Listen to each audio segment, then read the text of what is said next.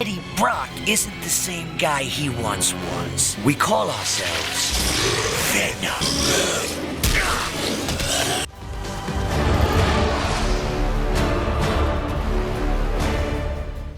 Before I start the video, as a quick reminder, check out my links down below to help support the channel. I am now in partnership with Baron of Dice. They have some awesome TCG accessories like playmats, deck boxes, and dice. And if you want to level up your setup, it is the perfect way to do so. And if you want to support the channel directly and get some sweet perks, consider joining the Patreon. If you want to get early access to videos or even some deck help, Patreon is where it's at. And so without further ado, let's get back into the video. Some decks are about fairness, about playing creatures, turning them sideways, and hoping for the best in a casual night. This is not that type of deck. This deck is about hunger, about devouring, about the thrill of ripping power away from your opponents and sacrificing it, and laughing as the board crumbles. So who are we talking about? We are Venom. And in today's video, we're going to be taking this commander and turning it into a symbiote of your worst nightmares. As a huge Venom fan myself, I saw this commander and it was like love at first sight. It's doing everything I love to do in commander. It's about sacrifice, about hunger, and it's all about dropping massive evil creatures onto the battlefield and sacrificing them for your own gain to cheat in more stuff. But first, let's read into this commander before I dive into the deck tech so that we see what it's doing. So Eddie Brock for 2 and a black. He's a legendary creature, human hero villain. When Eddie Brock enters, return target creature card with mana value 1 or less from your graveyard to the battlefield. He also has an activated ability by paying 3 black, red, and green. Transform Eddie Brock, activate only as a sorcery, and he will transform into Venom, The Lethal Protector! Similar to Peter Parker / The Amazing Spider-Man, Venom Lethal Protector does have a mana cost of 3 black, red, and green. So if you're in the early game, you could cast Eddie Brock, but if you're in the late game, you could cast Venom Lethal Protector on its backside because it's a modal card. So that is something to note, but Venom Lethal Protector has the abilities Menace, Trample, and Haste, and whenever Venom attacks, you may sacrifice another creature. If you do, draw X cards, then you may put a permanent card with mana value X or less from your hand onto the battlefield, where X is a sacrificed creature's mana value. So there's a lot to unpack with this. To me, it feels very similar to Gitrog Ravenous Ride in a weird little way where you're sacrificing a creature to draw a bunch of cards. However, this does have a good benefit of cheating any permanent onto the battlefield, whether it's a creature, whether it's an artifact, enchantment, anything that is basically a permanent can be placed on the battlefield, including a land, because lands technically have a 0 mana cost, and since they're permanent, you can technically put one of those into play too. So seriously, I am a big Venom fan. I'm super excited to make this video as I'm going along in the process, and I hope you're excited too as I share some of my suggestions. I will have a deck list down below in the description. It's going to be my own deck list that I am building in paper because, again, I love Venom so much. It's definitely one that when I first saw it, I immediately started brewing and making a deck list for it. And speaking of which, let's talk about the deck list today and how I'm building around him. I will touch a little bit on ramp removal interaction and a lot of synergies with Venom. Following that, I will focus on creatures to sacrifice, whether they have big mana values, dice triggers, and much more. Then following that, I will go over some win cons. Alright, so without further ado, let's get right into it.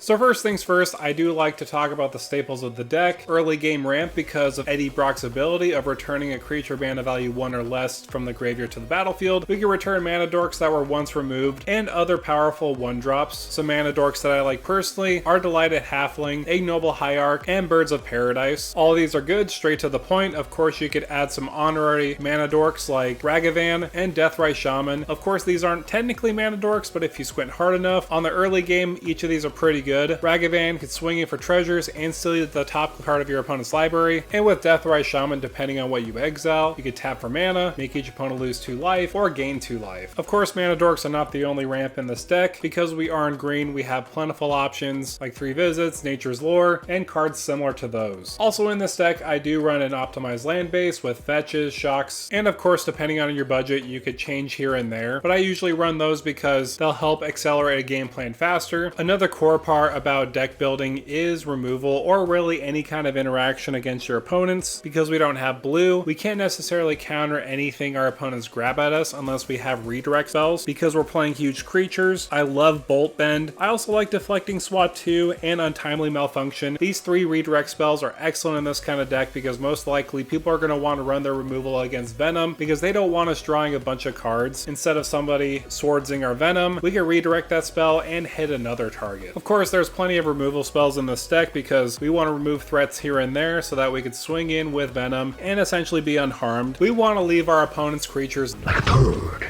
in the wind.